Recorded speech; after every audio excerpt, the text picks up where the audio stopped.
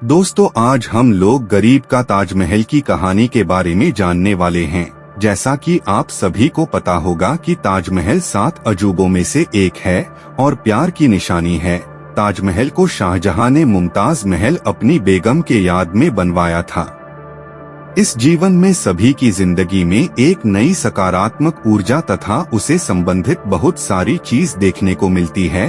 तो वीडियो में आगे बढ़ने से पहले आप लोगों से हमारा विनती है, वीडियो को लाइक और चैनल को सब्सक्राइब करके एक प्यारा सा कमेंट कर देना। तो चलिए शुरू करते हैं।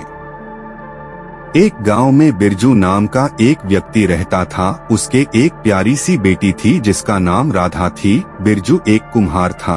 वह मिट्टी से बने तरह तरह के खिलौने तथा बहुत सारे प्रकार की मिट्टी के बने बर्तन बनाया करते थे। बिरजू बहुत ही मेहनती था। वह मिट्टी के बर्तन हमेशा बनाया करता था, लेकिन उनकी मिट्टी के बर्तन कभी नहीं ज्यादा बिकती थी। उसकी बेटी राधा अपने पिता के साथ मिट्टी बनाने का कार्य भी किया करते थे। एक दिन की बात है, इरादा अपने घर में एक अच्छा खासा मिट्टी का ताजमहल बना लेती है। होगा कहती है कि अपने पिता से मेरे शादी में मुझे ताजमहल दीजिएगा। तभी क्या मन रहने के लिए उनके पिता भी अपनी बेटी से कहता है कि हाँ, मैं अपनी बेटी की शादी में ताजमहल दूंगा। धीरे धीरे समय भी पता चला गया और राधा कब बड़ी हो गई पता भी नहीं चला था। एक दिन उसके घर में कहीं से मेहमान आता है राधा का रिश्ता पक्का करने के लिए। राधा का रिश्ता गांव के बगल वाले गांव में मोहन नाम का लड़का रहता था। उसी से राधा का विवाह तय होता है। आप तो राधा मन ही मन मुस्कुराते रहते थे कि उनके पिता उनके लिए है ताजमहल बनाएगा और उनको अपनी बेटी को शादी में देगा। तभी उसकी माँ उसके पिताजी से मतलब कि बिरजू से कहती है कि आपने तो शादी पक्की कर ली, लेकिन दिन बैठाने की बात कब कीजिएगा। अभी भेजू कहता है कि मैं कहीं बाहर मोहन के पिताजी से मिला और राधा की शादी की तारीख फिक्स करने की बात कही, लेकिन उनके पिताजी कुछ नहीं कहते और बात को टाल मटोल करते रहते हैं। फिर राधा के पिता बिरजू कहता है कि ठीक है, मैं आज ही बोल मालीगांव, जबकि राधा की शादी किससे हुई थी, मोहन के गांव जाऊंगा और उसे पिताजी से मिलूंगा, अपनी बेटी की शादी के बारे में उसे बात करूंगा। वह अगले दिन ऐसा ही करता है। वह मोहन के घर जाता है, उनके पिताजी से बात करने का प्रयास करता है, लेकिन उनके पिता ही नहीं किसी भी बात करने से मना कर देते हैं। कहता है कि मैं अपने बेटे की शादी बिना दहेज के नहीं करूंगा। तभी बिरजू कहता है कि जिस समय आपने शादी की बात करने आए थे उस समय तो किसी प्रकार का कोई दहेज की बात नहीं किए थे। तभी मोहन के पिताजी कहते हैं कि सही बात सही समय पर किया जाता है और यह बात करने के लिए अभी सही समय है। तभी राधा के पिताजी माँ की प्यार से कहते हैं कि अच्छा बताइए, आपको दहेज में क्या क्या चाहिए।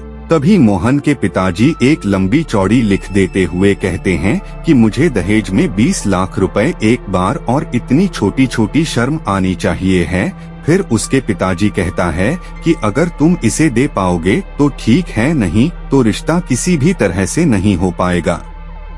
लंबी चौड़ी लिस्ट लेकर अपने घर की तरफ चल पाता है, लेकिन रास्ते में बारिश होने लगती है। वह एक चौराहे पर रुक जाता है और बारिश खत्म होने का इंतजार करने लगता है।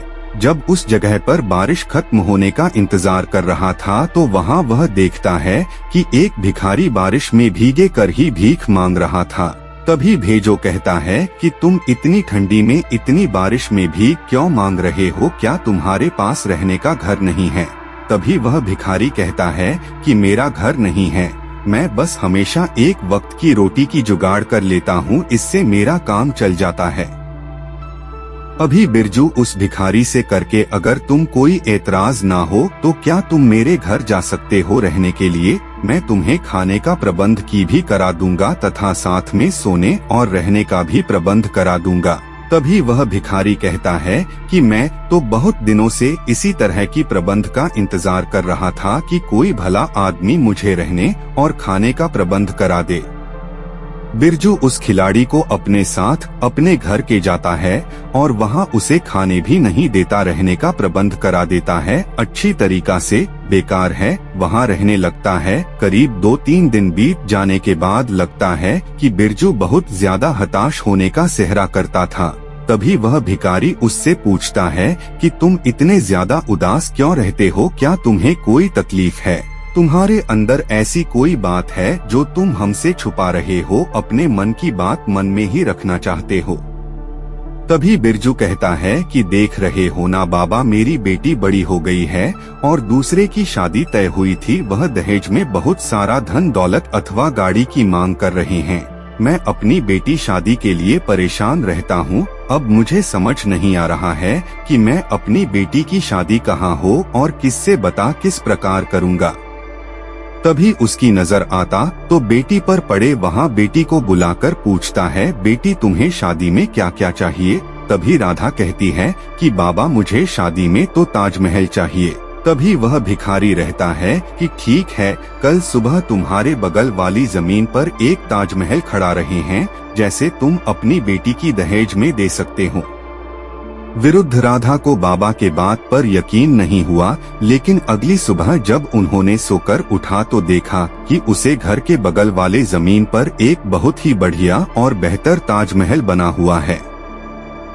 तभी सब मिलकर उस बाबा के कमरे में रहता है और देखना है कि बाबा वहाँ पर नहीं है, परंतु जहाँ बाबा रहता था वहाँ पर एक घड़ा रखा था। जब सभी लोग उस गाड़ी के पास जाते हैं तो बर्तन से आवाज आती है कि यूं बाबा यहाँ रहता था। वह कोई आम आदमी नहीं था, बल्कि वह एक जादूगर था। वह आप लोगों के लिए यह बर्तन देकर गया है। आप लोगों को जब भी किसी चीज की जरूरत हो तो एक कागज में लिखकर इस बर्तन में डाल देना। फिर उसके बाद देखते ही देखते पूरे गांव शहर में दरअसल उनके पिता के बारे में चर्चा हो जाता है। सभी लोग सोचता है कि राधा से शादी कर ले ताकि उन्हें ध्यान में ताजमहल में आए। अब तो मोहन भी चाहता था कि राधा से शादी कर ले कि पिता बचाते देखे बिना किसी लेन देन, बिना किसी देश के हुआ है ना, वह अपनी माँ बनाने के लिए तैयार था रहा हूँ।